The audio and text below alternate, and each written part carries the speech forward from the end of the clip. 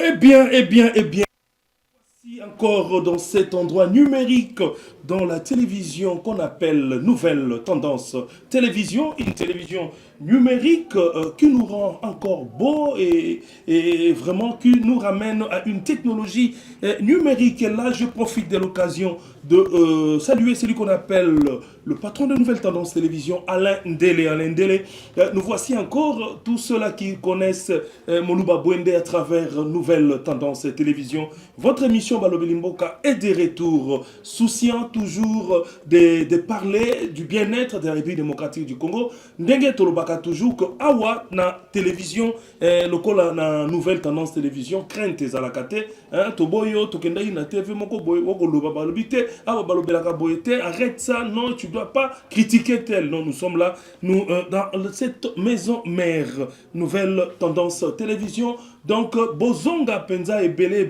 émission Nabino Balbelimboka, Rezongi Lisusu, Totondi, Botondi na Nzambe, Mokeli na Likolo na Sero, Azaliko Batela, Peko Sunga, peuple congolais, Bisika Nyoso Azali, Nazali, Najali, Awa. Bongo Bandeko Nyoso, Bazaliko Talabiso, partout na États-Unis, na France, na Belgique, Bandeko Nyoso, O Bazali na Turquie, Ba Congolais, Ba Bengangai na Allemagne, Ba Congolais, Ba Bengangai na Strasbourg, na Belgique, Ba Congolais, Bazako Bengangai, Soko na bosanite na ekosine ba Congolais nyonso bazali na mbandaka na lisalangomba na bumba na chopo na ukoti na ariwara ba eba ko benga ngai na nord sud Kivu, ceux qui sont au nord et sud Kivu, je vous dis vraiment nous sommes de cœur avec vous, avec tout ce qui se passe dans notre pays. Espérons toujours, avec Dieu, nous vaincrons. La République démocratique du Congo va revenir. Na esika na ye pe makambo eko kenda lisusu liboso. Nouvelle tendance, votre télévision numérique. Vraiment, on est là. Nous allons parler. Le rendez-vous est revenu dans votre chaîne de préférence. La seule et unique télévision en ligne. La seule et unique qui rend beau, qui fait qui ne parle que de bonnes choses, qui vous dit des vérités. Nous allons commencer par les infos du Lualaba. Les infos du Lualaba, nous allons parler donc de ce qu'on appelle nous allons parler sur le ministère provincial de l'Intérieur. Donc, Sikawapi, Toko Solola, Maï Matali politique, Mingi Penza, émission Nabino Kobete Masolo, Nabina Bazali Kolobaete, c'est souciant, Bazali Koloba plutôt, voulais-je dire, une délégation en provenance de Kinshasa, conduite par le général-major Nano, séjourne à Kolwezi, chef-lieu de la province du Lualaba. Cette dernière a pour mission de faire partir les militaires des zones militaires des zones minières. Likamboyo ya basoda na bazone minière ezali likambo moko ya pasi oyo kosalaka bato basoda na yebite soda linko zalobia na basite oyo bakosala mine na yebite loko nini ezalaka ndenge wana ezali bisika polisi ayeba kosala sécurité ya basite wana kasi bazone minière.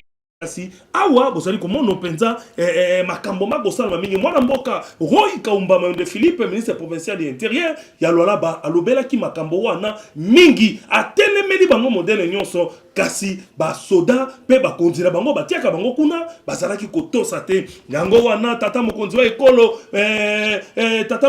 mwana mboka Félix Antoine Tshisekedi Tshilombo na nzela ya mama Fifi Masuka Saini bazali bongo gouverneur de province basilaki bongo penza kozwa Mokano Monene ya kotinda une délégation en provenance de Kinshasa conduite par le général-major Nano séjourne à Kolwezi pour être bakenda ko déloger ba militaire wana nyonso babima bakenda pour être province de Sengeli ezala malamu wana na yazali pe komona délégation monene ezali en total na bilidi pour être to bana kozonga continuer koloba o Sengeli koloba.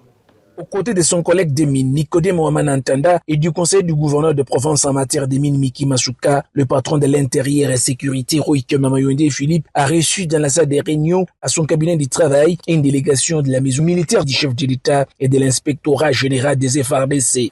Conduite par le général-major Nanon Panké Raoul, cette équipe est au Lualaba pour une mission, c'est de démilitariser les zones minières conformément aux décisions prises au 94e Conseil des ministres tenu le 10 juillet dernier à Kinshasa, capitale de la République démocratique du Congo, par le président de la République Félix-Antoine Tshisekedi Tshilombo. Mission ainsi circonscrite par la délégation, les ministres lualabais de l'Intérieur, Sécurité, Décentralisation et Affaires coutumières, Roike Mamayonde Philippe, a demandé au cadre des comités de sécurité provinciaux d'accompagner la délégation et de mettre toutes les informations nécessaires à cette dernière afin de faciliter le bon déroulement du travail sur terrain. Ces résumant au sortir de la réunion, Roike Mamayonde Philippe a mis en garde tous les hommes en uniforme qui se retrouvent dans les zones minières et les a soumis tout de suite de quitter les mines. Je tiens à féliciter et à remercier le chef de l'État, commandant suprême des forces armées et de la police nationale congolaise, qui a bien voulu nous envoyer cette grande mission de la présidence ainsi que de l'état-major général pour que nous puissions aujourd'hui, par l'entremise de Madame le gouverneur de province, Madame Fifi Masuka Saini, nous puissions accompagner cette grande mission qui est venue en suivant les instructions du chef de l'État pour faire sortir tous les militaires des sites miniers. Voilà, nous allons accompagner cette grande mission pour que les instructions du chef de l'État soient respectées. Tout calcul fait, le signal est bien lancé. Les militaires doivent quitter les zones minières. Wana bauti kotala bino moko me makambo minene esalemi wana na moni pe présence ya commandant ya ville ya Lualaba mwana mboka le général Roger Isio oya azali ko sala musala makasi mingi penza donc wana moni général Roger Isio atelemi pembeni ya bakonzi mais oyo bauti Kisasa baye pour la délégation au présidence atindi pe état-major général wana mwana mboka Roy Kambama de Philippe ministre provincial ya intérieur na commandant ya police ya ville ya province tabango bayambi pe équipe mobimba wana musale salami malamu coup de chapeau à Madame Fifi Masuka Saini pour pona koyamba malamu oya yambi équipe wana to kotika la kaka na Lualaba pe ko talisa lisusu bino ete la province ya Lualaba ba lingi kotika la simate na mazali ko salema na kati ya mboka na biso bongo toujours na ministère provincial ya intérieur esika wapi mwana mboka Roy Kaumba Mayonde Philippe ministre provincial ya intérieur asila ki penza ko pesa ko beta marteau likolo ya mesa pour la kolobela Maï Matali province balobiete se souciant du bien-être et la quiétude de la population de Moussonoï et Kanina. Le patron de l'intérieur et sécurité, Roy Kamba Mayonde Philippe, a convoqué les jeunes encadreurs des exploitants artisanaux miniers des quartiers précités. Ouais, c'est ce que je voulais dire. Des mesures contraignantes ont été adaptées. Les détails dans cet élément de reportage. Nazali Kolobaete, Mokonzi, Oya Sibi Bongo province, ya Lualaba na Italie sécurité. Ben ça dit ba jeune parce que na ebsarno la biete na Lualaba likambo yo ba jeune bazali ko uta na ba province ibele bazali ko ya ko tonda na kati ya Lualaba pour ete ya boire à manger. Pourquoi on dit ya boire à manger? Ba jeune balobi na ngai te na kati ya Lualaba kuna na kolwezi ta ba kota na ba site minier nde sali saka bango balia. Mais boko koto na site minier ya bato pona nini? Bato wana bazali ba partenaire ya République démocratique du Congo tangu bozali ko kende wana bokoki kokoto ndenge wana te esengeli bozana mikanda yango wana mwana mboka Roy Kamba Mayonde Philippe a telemeli penza ba jeune a telemeli ba équipe nyonso ezali ko sala misala frauduleusement bisika wana botala binomoko na bilili pe bomona musala makasi oyo province gouverneur de province azali ko sala na ministre na ye ya intérieur.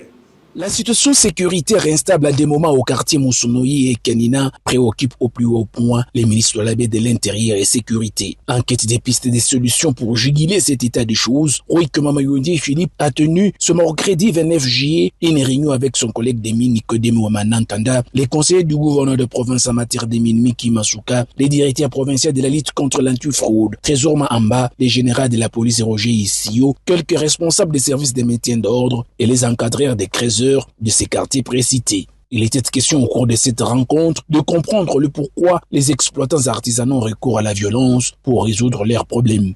Dans son intervention, le ministre des Mines dit ne pas comprendre comment les exploitants artisanaux miniers utilisent des machettes pour résoudre leurs différends. Par la même occasion, les patrons de mines a fait savoir que des mesures contraignantes seront prises si cet état des choses ne s'estompe pas. Pour clore complètement la réunion, Roïk Mamayondi Philippe a promis la mise en place de mesures fortes pour éradiquer cette insécurité qui prend petit à petit de l'ampleur. Au sortir de la réunion, le responsable de Géna Musonoi se résume. Vi ya masituation unapita kukote ya Chabula Musonoi délinquance inakuya ya nguvu sana. C'est ba autorité bari dépêcher ku Twitter comme ba responsable ba leader comme ba encadreur ya ba jeune bale bekupale bari Twitter na kututire ku mashikio ya kusema she tunapaswa kusimamia responsabilité ya bale batoto bakunafanya vile ni betu. C'est comme si tunafanya utiliser ignorance tunabapuye batoto mwile bakunafanya mais sans même ku dénoncer. Na tuna lancer message kwa sheba responsable sheba baba yabo ya batoto yetu. Hapa shi tulikuwa kuchika balikuwa kutia shi tunajiexpliquer. Chaque tutapenda tuampatir mwile mambo chatu yu. Il est grand temps chaque parent, chaque responsable abebe responsabilité ya mtoto yake. Hapa leta nabeba ma mesure ya mubaya sana. Il est grand temps kama mushe bazazi tunashinda kuencadrer batoto na kubafaire éduquer mais kuku centre leko juu ya kurééduquer batoto ni l'État mis à ma mesure. Encore certaines indiscrétions près du ministère provincial de l'Intérieur, sécurité, décentralisation et affaires coutumières, des instructions fortes ont été données. Na kati ya réunion wana monene salemaki ba bendi ba jeune matoyi kasi je signale encore que dans cette réunion il y avait la présence de celui qu'on appelle Maître Trésor Mamba Matula. Il est donc le directeur provincial de la brigade antifraude. Maître Trésor Mamba, ambassadeur de la paix, il était grande réunion. Il y a eu la présence de Maître Trésor Mamba, il y a eu la présence aussi du conseiller en matière de mines de madame la gouverneure Fifi Masuka Saini. Monsieur Miki Masuka Saini était de la partie. Voilà, vous allez comment on appelle ça Maître Trésor Mamba parce que brigade antifraude des allez qu'on la paix makamona katia ba mine wana bomoni présence naie parce que c'est un jeune qui travaille dans les normes. Merci aussi au commandant de la police, le général Roger Issio, et sans oublier celui qu'on appelle Excellence Roy Kambamande Philippe, l'homme du terrain, le bulldozer. Merci vraiment que cette province, jeune Bobenda Mamatoyi, Totika, soke ezali site minier na yote, kokendete ezali malamute, pona o ezali kotala, République démocratique du Congo. C'est notre pays, il faudrait que vous respectez makambo ezali ko salema na Congo. Quand on vous interdit, il faut botika. Na sengi bongo merci na chargé à communication du ministère provincial et intérieur là-bas. Moi na mboka Henri le vôtre kalala oyo andimi o peza kotinda na biso bilili kitoko boye. Bongo toko zonga na kati ya plateau na biso sasa yipi pona kotali sabino ete na salinga imokote invité na biso asilaki déjà ko koma oyo tozali ko solola na ye mai matali politique ya mboka na biso esengeli to solola yango na ba norme totika maseki parce que il y a de ces émissions qui nous amènent na ba divagation kasi lelo to solola penza toloba ba vérité ya makambo ezali ko salima awo na embeli bino pasteur te na embeli bino diacre te kasi na embeli bino o nazali ko benga le gourou c'est le gourou ya bayi opposition ata ko boyoki koto to na C64 koto to zali na nini kasi moko ya ba gourou o ya zali awa mwana mboka Jean-Pierre Belesi lelo aye penza to bana ko solola mai matali politique parce que dans la politique esengeli boye ba ete Congo ezali mboka na biso. Tomoni makambo esala miebele, tomona ki tata mokonzi ekolo, autaki koloba awa mikolo miuti koleka kondima ete tokenda na iba bengi dialogue. Likambo ya dialogue, tozali ko solola yango awa lelo boyoka ba vérité, nani akozala na dialogue, nani pe akozala te. Est-ce que mwana mboka Kabila akozala na dialogue? Est-ce que Bananga na ba M23 bakoya na dialogue? Est-ce que Moïse Katumbi akozala na dialogue? Ba to kirikiri oyo bakima ba Frank Diongo bako benga bato bako tuna lelo bokoka ba vérité ndenge na yambeli bino mwana mboka Jean-Pierre Belesi tokosola makambo wana toyoka makanisi ezali ndenge nini mbote pe boyi malamu na plateau na biso ya émission balobeli mboka awa na kati ya nouvelle tendance et sali télévision où ils ont plus de 400 000 abonnés na ba réseaux sociaux. Donc mwana mboka Belesi mbote na yo boyi malamu na émission balobeli mboka mbote na yo lokola mopanzi sango Serge Fwamba Mulba Bwende na kolinga na occasion pesingai na pesa mbote mingi na bateau basso zali kolanda biso na kati ya cette belle chaîne Nouvelle Tendance. En tout cas, je sens la qualité, je sens le professionnalisme, je sens organisation na kuti na kati ya plateau. On a la bokasi ya mona mboka lendele. Lendele na pesi mbote, en tout cas na sepeli mingi. Donc je sais que vous passez des bons moments avec vous dans cette émission. Donc na kolinga l'occasion parce qu'il faut de plus na pesa mbote mingi na mokambi ya biso ya peperde ndeko na ngai Serge Fwamba, Joseph Kabila Kabange. Oyo lelo baimboka bazali kobelela bazonga na bokonzi na ye. Lelo azali en français les chouchous de tout un peuple. Azali réclamé à corps et à cri par les peuples qu'on appelle Siembote place à Zouami. Na kobosa na te na bakanga mibaso de Kotisekedi, bakanga mibaso de Kotisekedi. Oyo bauti na kati ya lingomba na biso ya PPRD. Na kobanda a na vice-président na ngai oyo akangami d'une manière injuste et arbitraire. Na kombo ya professeur Oben Minaku Njalanjoko bakangi to ebite ndeko na ngai Serge soki aza na bon moi to asi akufa to ebite na kopesa mbote na ngai awa place na secrétaire permanent na biso le professeur docteur Emmanuel Ramazani Shadari oh pesa di mokangami ndeko Tshisekedi to ebite soki aza na bon moi to asi akufa Barrestation Zazali na bomo papa. Yango tuza koyeba te ndeko na ngai. Tuza koyeba te. Na kopesa du sumbote na notre secrétaire national chargé de mobilisation dunia kilanga o azali na ndolo ndeko na ngai. Arrestation. Toza pesa ka mbote ba bazana ba boloko. Mais na pesa ba mbote te na kuifuna encourager bango parce que bazali na place ya pasi. Ndeko na ngai Serge Fwamba. Parole kamisere. Na ya Kabila pe si bokanga bato. Mais kokanga bato bakanga moto soki. Ndeko na ngai bakanga bato so babuki mobeko ya l'état. Bango babuki ya loko te. La exception mobeko ni ya l'état babuki. La exception place ni ndeko Chadari ya buki mobeko ya l'état. 9 mois yango bakangi bango to place bazali te ndeko na ngai Serge. Babenga ngo arrestations arbitraires. Babenga ngo dictature la volonté d'un individu. Parce que tabuki mobeko ya l'état ndeko na ngai Serge. Babemaka deva zuzi na ye. Bo sambisa ye.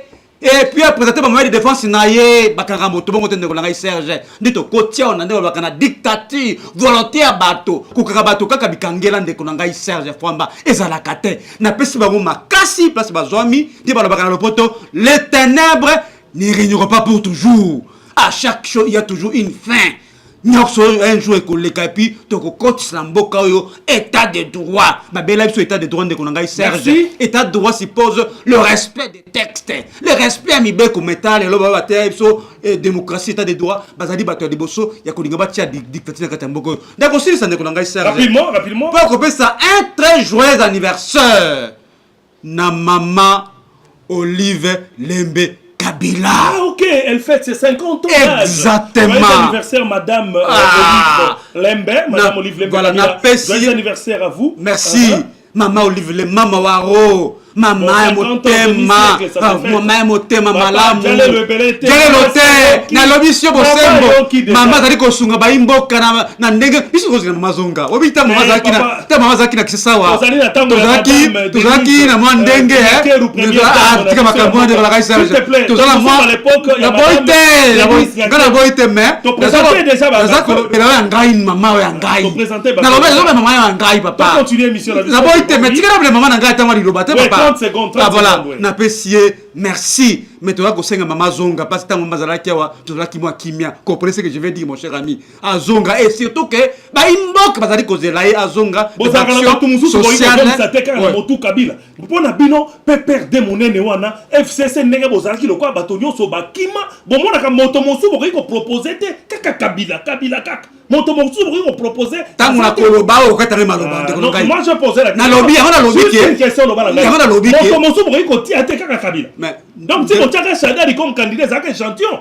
Ndeko Shadari azaki dauphin ndeko Kabila te. Azaki dauphin na été. Azaki défend. Azaki candidat ni. Azaki dauphin na ye na ngoma azaki dauphin na ye. Oui. Bon na lobby. Oui ko zong s'appelle juste Megatsu nzoto. Mais président national à partir de ce qu'on a Joseph Kabila to kolongola ndenge ndeko ngai serre. Azonga so président national biso yo kolongola pour la ligne de Kabila. Ezali nde ngoma na biso to décider que non jusqu'à présent tu continues à garder mais ce que tu n'as pas non ce que l'élection dit est-ce que vous avez un candidat sous terre on a répondre mais pour le moment moto d'aller au Kambabiso comme président national ils allaient de que Joseph Kabila voilà Pierre Belesi toko tomba la moko na mai matali dialogue okotanga kombo ya mwana mboka Kabila oh tu bien t'es pour que ne ici elle est quitté c'est un acteur politique majeur elle est quittée okoki koyebisa biso ba impression nini oyo patron na bino ya FCC ya PPRD mwana mboka Joseph Kabila Kabange yebisa biso ba impression na ezalaki nini po toyoki sango ete Kabila salaki feti monene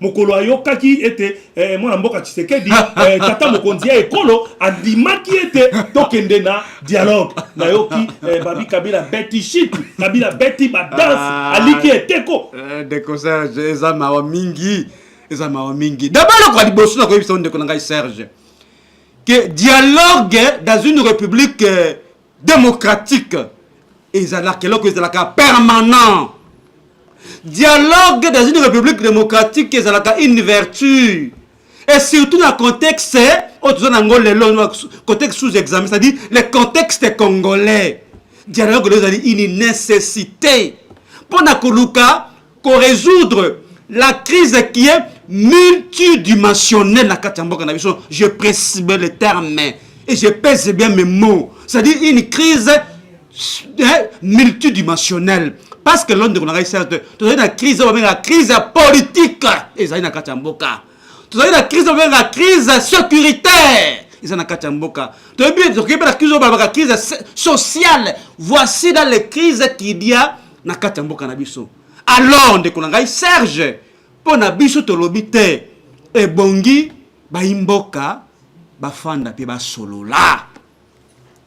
Pour na koluka, kope sa solution, na makambo etali, crise, na katamboka na biso Serge Fouamba. Crise, pardon, dialogue de Konangai Serge, ezali, indompté, on de kotika, ezali kope sa, na opposition, soit la peuple congolais, non. Ndeko Tshisekedi lo azali coincé par rapport à la pression qu'il y a autour de makambo na kati ya mboka. Ndeko Tshisekedi azali na pression militaire ezali kolanda ile parce que yebi non kuna na est ya mboka 1-23 na AFC bazali ko gagner terrain bazali ko récupérer ko gagner ma localité. Voilà la pression militaire. Voilà la pression militaire. La pression militaire à Liboso yango wana. Deuxième pression, la pression opposition de la carte ya mboka ana Kinshasa.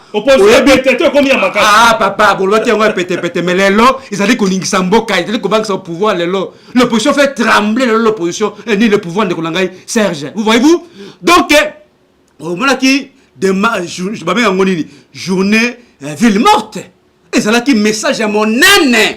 Ondeko, o ba imboka batindra ki ndeko Tshisekedi balbi to boy makambo ozala ngoma nango wana. O bi journée à sit-in. Et c'est là qui message mon nene. Ondeko ba imboka batindra ki ndeko Tshisekedi.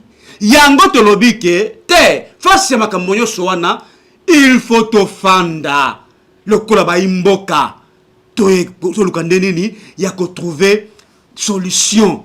Mais dialogue, tu dis que c'est un dialogue made, mais ce tu sais qu'est dit, tu boy yango. Oui, un dialogue made in Tshisekedi. Comment est-ce qu'on a un dialogue made in Tshisekedi? Bon, qui dialogue, moi, je Tshisekedi. Mais pas un dialogue. Tu sais que disait.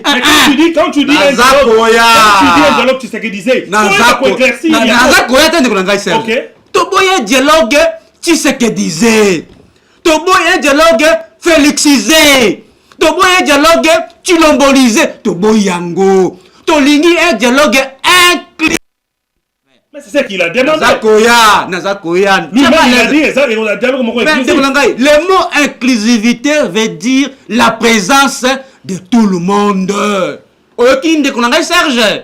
Le mot inclusivité veut dire que Batounion se passe là sur la table. Bon, qui n'a dialogue en excluant, n'est-ce pas, par exemple, ceux qui ont les armes. Par exemple. Donc, Bango Bazui Mouki, Babomi dans ce là. Moi, je suis à l'aise. Je suis à l'aise. Je suis à l'aise. Je suis à l'aise. soki bapimeli esika toki baboteli au moins carré minier bapimeli au moins fonction yoke aussi mandoki tango bakokende na dialogue na bao nyonso lobi soki babengisi lelo yo ba IFC M23 o bazik aussi mamandoki ba mama na biso nyonso bakufi ba tata bana ba violé bakozongisa bango na bomoi na dialogue ndeko na ngai Serge Mutuya question Mutuya mais avant de continuer na koyi c'est d'abord que non na kati ya gouvernement tout ça nango lelo soumis noadé il y a des rebelles qui sont dedans bien non bato bazoka mandoki nazakoya ndeko na ngai Serge tu peux citer son nom nazakoya bato bazoki mandoki bato ba congolais mais lelo bazana kati ya gouvernement ya mboka ya biso OK balobaka la paix n'a pas de prix non tant que non bato yo gouvernement oh lobi ke basimbaka pe mandoki kana eko citer kombo ya bato te yo moko yebi bango zali historien du présent oyebi bato na koloba wana oyebi bango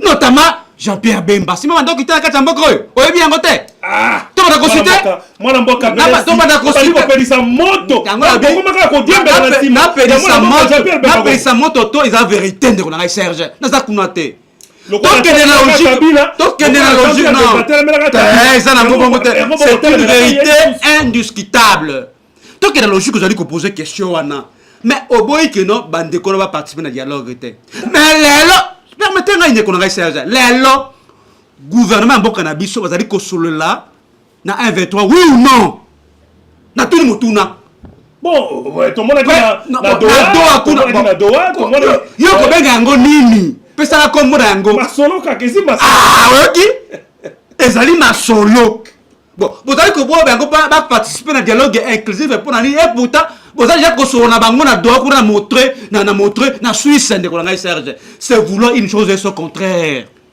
ezala bongo te bolingi okende na dialogue bobengi yango inclusif bozolinga bo exclure les autres acteurs politiques majeurs, je dis bien majeurs en Mboka na biso, notamment Joseph Kabila. On dit que Joseph Kabila Zali, le président des grands partis politiques qui ont le PPRD. On dit que Joseph Kabila Zali, autorité morale à mon naine. Il y a une famille politique FCC qui regroupe beaucoup de partis politiques na kati nango de Serge Fouamba. Boni, bolingo que dialogue, pour exclure les autres acteurs politiques qui mangeaient, notamment Moïse Katumbi, notamment na cité Matata Pogno, dans les sous Fat Diongo. Ben bon, c'est ça na exil oyi bango na cité combien bâtiment sauté de Kolongai Serge. Parce que tu peux rappeler à moi que non, le mot inclusif veut dire soit le mot inclusivité veut dire la présence de tout le monde. Et ça qui aussi la démarche. Les soucis là-bas, Nganganzambe, Nabiso, c'est qu'on a l'église protestante. Bangonde baloba ki yango bandakala.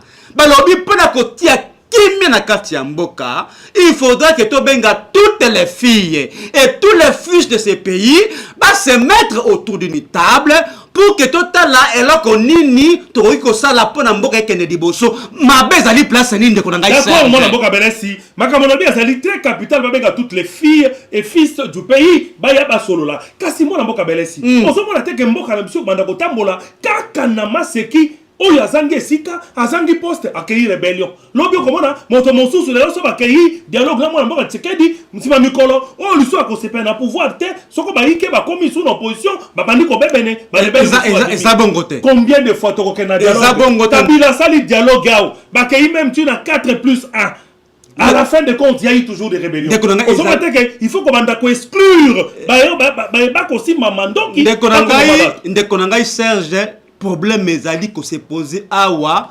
sur le respect ya engagement autozoka ba politique. C'est ça le nœud du problème. Problème ezali ko se poser awa na exécution ba résolution o autozoka na kati ya ba dialogue wana. C'est ça le problème. OK, moi je baba mwetsa prescrire ni ordonnance. OK nango ayebisio que non on met la kakisi, tongo, midi, pourquoi pas pour maladie ici là. Mais on appelle si ordonnance. Ok, on sombi kisi. Mais on me dit kisi na tongo, on saute midi, on me dit na pourquoi. Est-ce que vous connaissez là complètement de qu'on a Serge? C'est ça le problème du Congo. C'est-à-dire, il y a d'autres gens qui sont awa kino, il faudra ce que tous la culture qu'on respecte l'engagement nabiso, tous la culture qu'on respecte ba texte ya mboka parce que nyoso o ezali ko le kande ko ngai Serge ezali wa pona moto moko de Kotisekedi o ya dingi koto sa mo be ko di konzite o dingi koto sa ba engagement na été o dingi koto sa adi koto sa ma mo ba na été. C'est ça le problème du Congo de ko ngai Serge.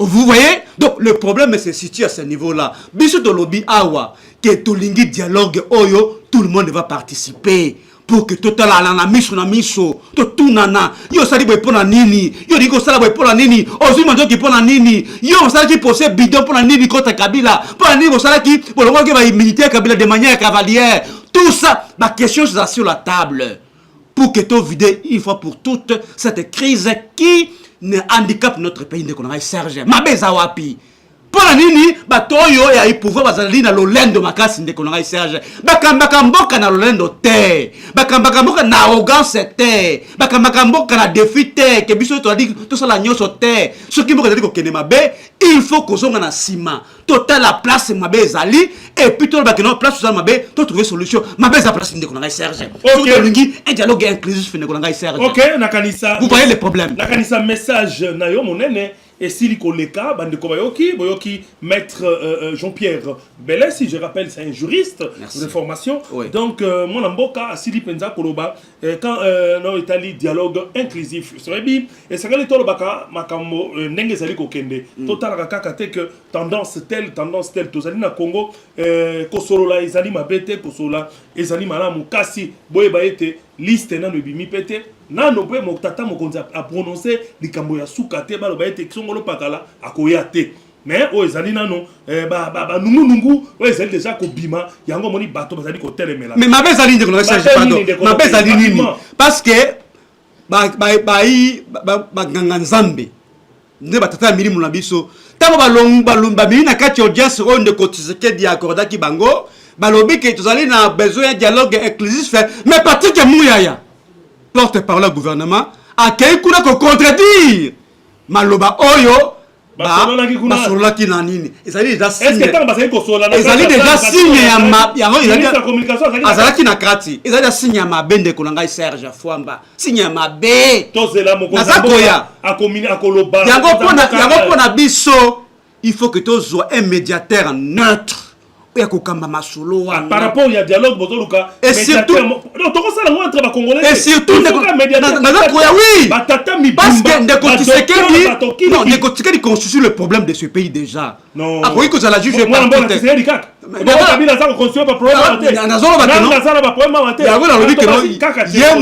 aussi il constitue le problème dans ce pays alors à jamais que la juge est parti yango tozala koloba Ndeko ngai Serge qu'il faudra ce que intention là qui s'ama acte à la poser ou ezali kolakisa que véritablement tolingi tokota nakati ya dialogue notamment acte par exemple il y a des crispations politiques voilà pour la ligne bon que to que na dialogue et pourtant il y a que des arrestations arbitraires notamment acteur politique majeur de la biso notamment Bachadari il y aura des conditions à partir Bachadari Bachadari dibanda parce que c'est le comme côté Minaku parole Kamizelo n'est-ce pas Dunia Kilanga de la biso Onokomba tout ça les autres Jakinda tous les autres mon cher ami pour décrisper le climat politique c'est important c'est-à-dire il faut que nos actes et ça la poser pour que nous véritablement to lingi to kena dialogue qui sera un dialogue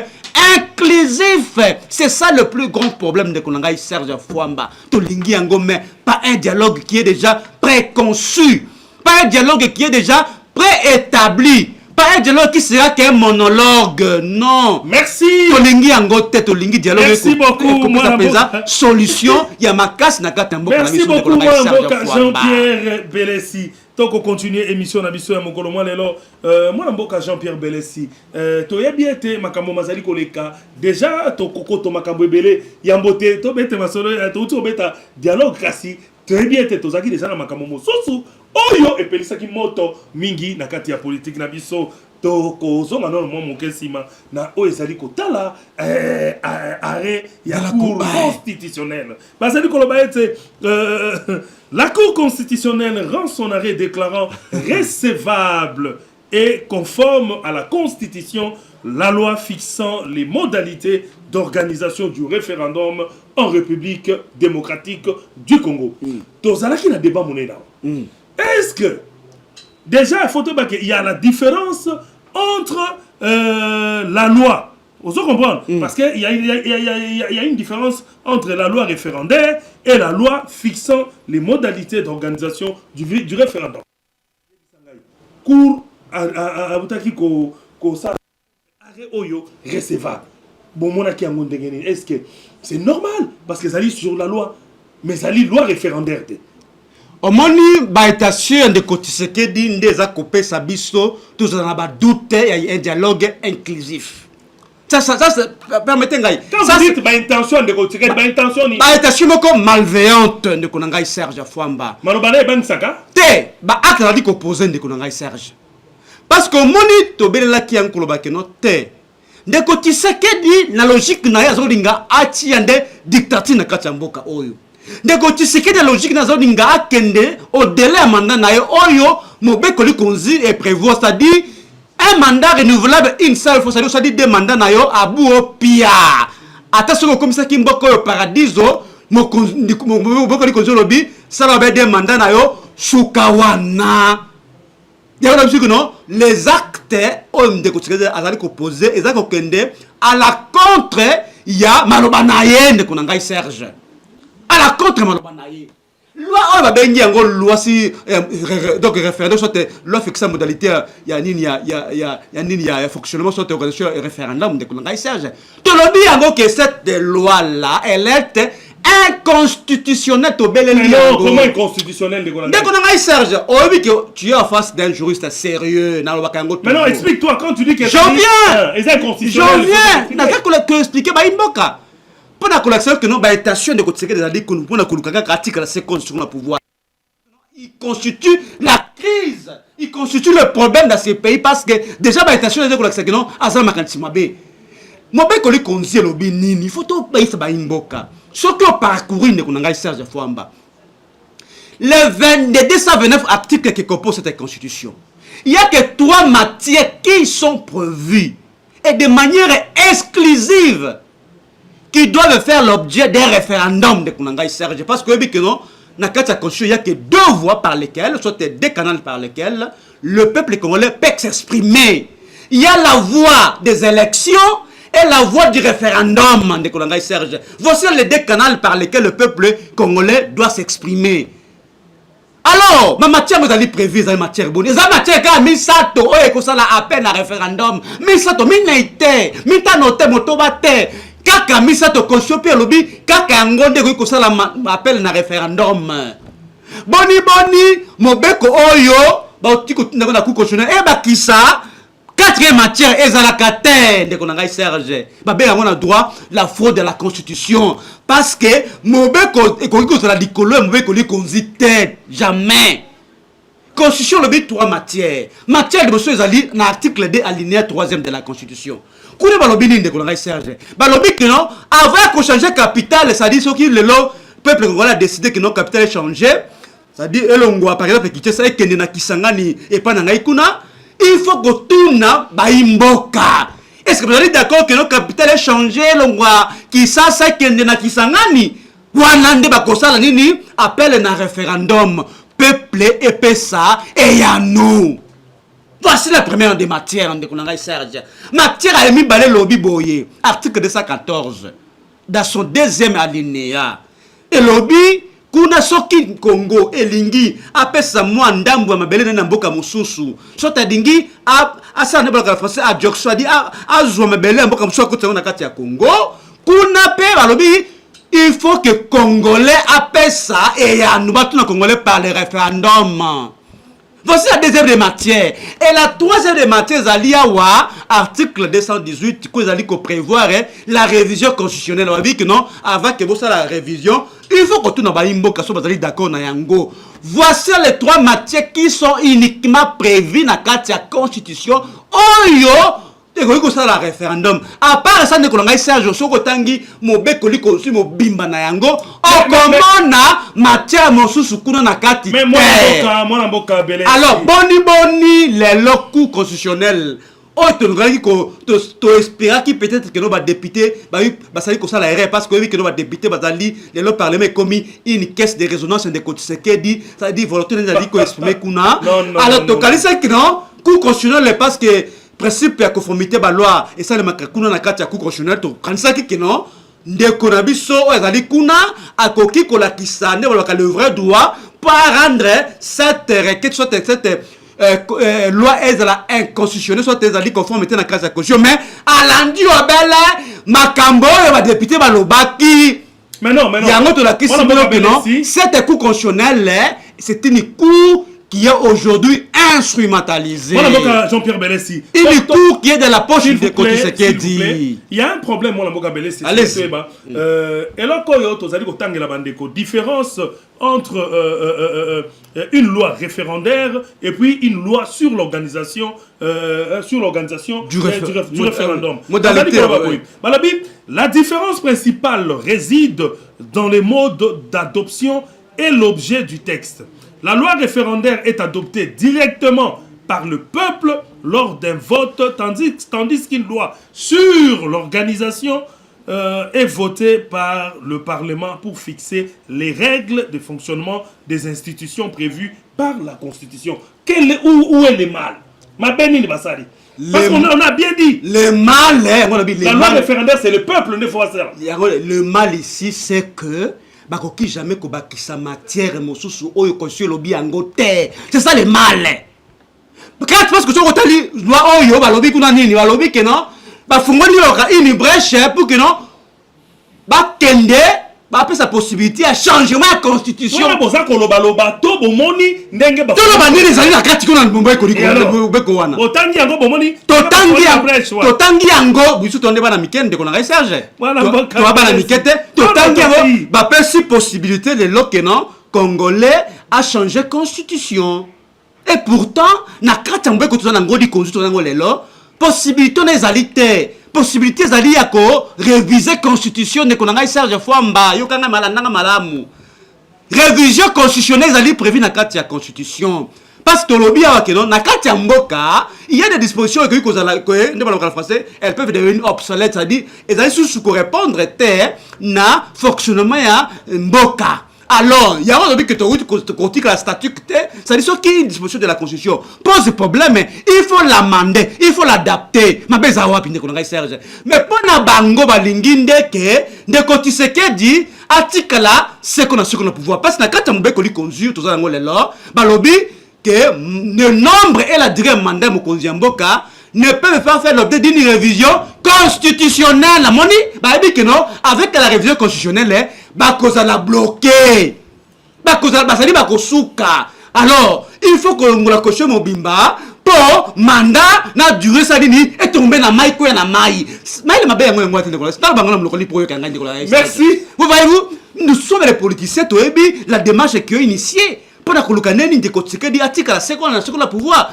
et kosimba te. Merci. Congolais si alobake to boy mo konzi oyo akokende au-delà il y a des mandats na ye alobi mandat moko oui ce qui peut la pression confiance au salimi mi balé abuo pia ndengo de kokabila sala ke sali demanda na ye akei na ye ko pema soki nzambe asungi akozonga kana ye 21 ans na pouvoir le bengi demanda non papa il faut pas dire non mais tozaki na kata transition de la Serge transition côté transition bemba bato bazalaki mais mandat au Congolais pour ça qui ndeko kabila ko babi mi balé parce que totaki démocratie qui veut dire le pouvoir du peuple. Oyo mandat de peuple congolais parce que kabila ka bimbale a respecter ngo atosi mobe koli konzi. Là to ba makambo ndeko nanga ya constitution ya changement ba pona moto moko parce que ce que de kotseke dato saka mobe koli konzi. Kasi makelo so le continue na télévision ezala kite ndeko nanga Serge. To le to la 2028 akangi bisaka na ye asani ni akendenge ndeko kabila salaki. Mais lelo to mi cobra au changement pour nini il y a des gens qui il y a quelqu'un pas des gens il y a quelqu'un une seule personne qui veut nous amener dans ces débats. C'est-à-dire, on peut que côté mobile pour nini motomoko ba dingi article la seconde pouvoir tel. Mi be que sur la Congo pour na et tout sama. Mais ce qui motomoko dingi a à violer en gros tika ce qu'on a pouvoir donc tout le monde a cadre légal tout le monde a cadre constitutionnel tout comme une carte à volonté un individu tout comme une carte à volonté moto moko de ba on a droit ba on a carte à l'opoto la dictature to ko dinga ngo to merci beaucoup la dictature et c'est là que ça va limite na mboka oyo mais la mboka Jean-Pierre Belesi bongo bandeko to sali ko ka moto ndenge sali ko salema penza kati na république na biso sali ko ka politique ndenge sali ko leka donc ezali esengo boende sengi to solo la ka omoni na lobaka ete mboka ezali ya biso nyonso esengeli to contribuer biso nyonso na o ezali ko salema na République démocratique du Congo to landi biso nyonso réflexion mwana mboka Jean-Pierre Belesi o ezali moko ya ba cadre na kati ya parti ba bengi PPRD le gourou na benga kaye pe azali lisusu un juriste ye pas azali ko sala banalise parce que ba émission modèle a beaucoup kutango kaka na nouvelle tendance télévision na nouvelle tendance télévision bino ba yebo ko tala ngai na Molière Canal mandeko ya Molière Canal kucha pona bino émission na bino yango okay na YouTube na zongi vraiment na principe oyo na télévision ya solo o ezali ko pesa éclat ya malonga bongo bandeko moi na boka Jean-Pierre Belesi to kenda na ko conclure to oui non sujet na biso motuna esuka o to okay na ngopo to conclure émission na biso moi na boka Jean-Pierre Belesi to moni makambo ya minene misato salami kamo matali dialogue oyo tata mokonzi ekolo moi na boka Félix Tshisekedi asila ki kondima te dialogue inclusif et salema ya bibale likambo ya arrêt ya cour constitutionnel kasi ya misato mokolo malobi bo utaki komona mboka iningana ki justice ya mboka tomoni ndenge nini ba promis ba loi commandement ba ordonnance présidentielle et salemi bato babeleli kasi nalingaki na etu na moto na moko oyo et tuti bato baza ko benga baza ko lemba na ebité. Est-ce que parmi ma procureur ou parmi bato yanine moi na mboka Firmin Mvonde pour nani kaka bato balobeli mingi moi na mboka Firmin Mvonde est-ce que procureur près la cour de cassation balongoli yeto balongoli yete parce que population azali ko benga mikono so na ebité moi na mboka Firmin Mvonde nzamba batelo po za na succès hein monsieur le procureur Firmin Mvonde procureur auprès la cour de cassation moi na mboka Firmin Mvonde solo ozana succès papa okokufa lelo na lobité nzamba batela yo parce que mokili elobeli kaka kombo na ye pona nini malamu na ebité pona nini yo tant que juriste bon ngai na kota penza makambo etali nyo sacré mais selon mes informations ngazana ngo ya solo balongoli ndeko Firmin Mvonde azali OK azali avant ça c'est une précision balongoli siko ba président il expliquer un peu structure en fonctionnement balongoli ba président na kati ya cour de cassation ba président mais procureur près de la cour de cassation procureur général près de la cour de cassation yé bati qui yé ba changer été mais biso tout ça ko monango ezali ba nomination moko et tout tu peux politiser ne konanga isa mais en tant que juriste naza ko na boite magistrat ba ken retraite na boite mais pour la nini kaka lelo oh et comment yango to tala politicien oyo tomonaka mosika ndeko na ngai Serge yo mona yango pembeni biso tomona nde lobby oyoki ça dit c'est une mise en place déjà il a dit qu'on préparer ma campagne choki dialogue le salemi naza ko ndeko na ngai ni débat mina sima miso na bino zomona biso tomona mosika ndeko na ngai Serge biso tola miso na ba miso mina ite mais tomona mosika. C'est-à-dire, les boni tant que Madjalo wani ko salema, le bani ko sala mise en place au niveau de la justice tout ça. Et ça dit signe moko un peu en même de qu'on a Serge. Donc, pour mes alliés awa, tu as dit que senga surtout que justice est un peu parce que dans côté moi je suis un praticien du droit de qu'on a Serge. Côté le fonctionnement d'une manière générale la justice de qu'on a Serge, ça dit que poser véritablement problème. Balbaka toujours que non, c'est la justice qui élève une nation. Mais côté la dengue cette justice elle est politisée et sur la passe mingi. Na rappeler encore d'abord. Na etali arrêt à coup. Ya mabe, balongoli batu ba fonction, ya mabe. Balongoli pe bango musala. Le problème ne se pose pas que l'ongloteur ko bakissa. Problème c'est que no fonctionnement na ngo. Est-ce que tout ça la personne moko intègre? Ma personne va rendre véritablement le vrai droit, la vraie justice, c'est ça le problème de Kolongai. Parce que tel est le long de la makambo ya arrêt à cour constitutionnel. Oh, il a fallu normalement Vraiment. pas déclarer un go que cette loi elle est inconstitutionnelle. Mais quand la ndengue justice elle dit tambola ça dit les akubank ça biso ça dit pour ça que non même injustice là ils ont dit que dit bengande ko c'est ça les problèmes aujourd'hui. Pas to belli encore que non cette loi là soit écolégate et coquille jamais colléga parce qu'elle viole la constitution. Mais total dit que non les lois les qui ne connaissent Serge ça dit ils ont dit que banque ça biso total le fonctionnement il y a pareil judiciaire mboka na biso de kolonga soit justice mboka na biso c'est un problème à ce niveau là mon cher ami biso to kota mingite na makamona parce que tout le bakayango toujours que non justice mboka biso ali malade mais ndeko Tshisekedi c'est lui qui est le magistrat suprême. Il faudra ça là effort pour qu'on tient en place une justice qui sera impartiale neutre parce que Tolanda qui est kolobakino il était au courant que bah conseil n'a pas dit qu'on instrumentaliser la justice de kolonga Serge qu'as-tu fait parce que par rapport au principe par les formes des compétences de kolonga oya tomaka yende père evokaka ce que azali komona que le justice azali kotambola boni azali kotika be baton na bakiti na bango de kolonga Serge. Donc pour na biso to kota ba détail on a te tu dis que tel melango tu dis que landelango pour que non justice na biso là aussi une caisse de résonance interne de côté parce que na fonctionnement dans de kolanga ça j'allais combattre ça biso le loc non véritablement avec l'arrêt qui est rendu par la cour constitutionnelle de kolanga ça bobang ils allaient makasi ils allaient kolanga ça que non justice mboka biso ils allaient dibenga de côté de kolanga ça. OK, merci beaucoup to zali ko solo là non etala ki ba nomination na ko rappeler la magistrature ordonnance présidentielle il y a 127 personnes sont concernées hormis Mwana Mboka Mvonde. Donc azaki na makambo wana te donc vraiment ba éviter pour la nipe atikali ya non papa monta au sala musala malam na moni bato ba komi bikoma koma na bagestion boy ba été ko sala musala malam après la cour de cassation Mwana Mboka Firmin Mvonde azali toujours procureur procureur général. Donc, le procureur général, merci pour la correction, le procureur général, près la cour de cassation, Mwana Mboka, Firmin Mvonde Azali, toujours. Donc, c'est a été na cour ya cassation, nomaki président, sur une sanité, président de la cour de cassation, Mwana Mboka, nommé Mwana Mboka, Badinengani Bilolo, Mwana Mboka, Mwangila Musadi, Yemo Mima Atiba, Placide Kazadi wa Yubulile. Donc, puis Balobi awa nommé président de la cour de cassation. Ah, mise à la retraite. On a tangi ezali mise à la retraite. Bato on a tangi ezali obakena mise à la retraite. Na cour à cassation.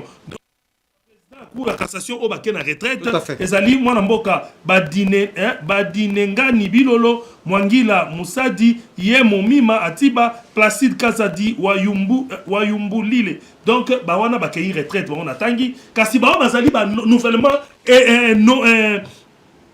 nouvellement nommé président de la cour de cassation président de la cour de cassation Mwana Mboka Noël Bakila Mananga Boniface Kalumba Christian Ochudi Okita Thomas bawana depenza ndeba nommé bango kasi le procureur général près la cour de cassation Mwana Mboka Firmin Mvonde Azali parce que banoma ki ba président et puis banoma ki ba conseiller à la cour de cassation. Donc na cour de cassation boye ba été makambu ezali toujours na maboka Mwana Mboka Mvonde kasi Mwana Mboka tokomi na suka émission na biso na tikelio ngonga ibel na nyonso to koloba eza mo pepete moi minute mi balé pour na conclusion ya mokolo mo lelo oye ba été oyezali ndako na yo to ko bieba ko beta ko solola mai matali politique. Oui, na pona bosu ki c'est na émission le ndeko na Serge tu allez ko ça ba imboka ke biso ba politique ya opposition to lingi kimia na kati ya mboka na biso. Yango na rappeler que bakambaka mboka na lolendo te. Bakambaka mboka na arrogance te. Bakambaka mboka na kibongai te. Bakambaka mboka oyo na kimia mboka ezali ya biso baso. Soki to moni ke mboka ezali ko kende na ndenge longo banite. Je pense qu'il est de bonne loi ici que baimboka bafana basolola. To solo to trouver solution na ko ezali kota na mboka na biso. Alors, dans tout ça baimba to union sacrée que bazala en français flexible. Bayo kambela ya baimboka parce que moni déjà Bate 664, biso toyebisaki bango ke non bosala attention ndeko Tshisekedi parce que omoni mpo na bango alakisaki bolingo bandilaki la marche qui était prévue mpo na kolongola ndeko Tshisekedi na bokonzi oyo le 8 babengaki bango epai ya président ya union africaine Ndayishimiye balobi totia mai na vigno na biso tokende nanu koyoka baoyo ndenge ndeko Tshisekedi asengaki parce que yebaki ndeko nani azali azali camarade na ye tokende koyoka ndeko Ndayishimiye oya président Burundi qui est président de l'Union africaine bazongi le 22 basango balobi que non oh to susu so ndeko Tshisekedi andimi dialogue inclusif mais ndeko pe batie susu mai na finyo na bango pona kolobake tokende na dialogue mais côté la comportement côté la réaction il y a des konabiso oyo bazana na kati ya pouvoir lelo ezali kolakisa que non bango véritablement bazolinga dialogue inclusif te.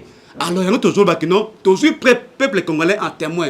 Que ba démarche nyonso on ba inboka basali pona kimi na kati mboka soki kimi ko sala te opposant et vous allez faute il y a pas de combat sur le long de Konanga Serge biso na kati peut perdre tolobi dialogue mais pas dialogue à n'importe dialogue moko ni ba la tuko bango kino o ezali déjà préconçu. Merci beaucoup tolingi kino ba imboka bas ba participer ba longo la procès bidon ba procès politique que za la merci beaucoup pour que ba imboka ba zonga na kati mboka et puis tu bandeni ni ba l'élection c'est le 2023 peuple congolais la 2028 pardon merci peuple congolais apona mokonzi asika pour que non mboka la biso merci beaucoup mon mboka Jean-Pierre Belessi yambotena silisa émission na biso na ko rappeler était na Congo central boyebi était tozali kozela arrêt à cour constitutionnel par rapport à erreur matérielle Oyo ezali kotala dossier ya mwana mboka Victor Swami Mpaka Victor Swami Mpaka wazali bongo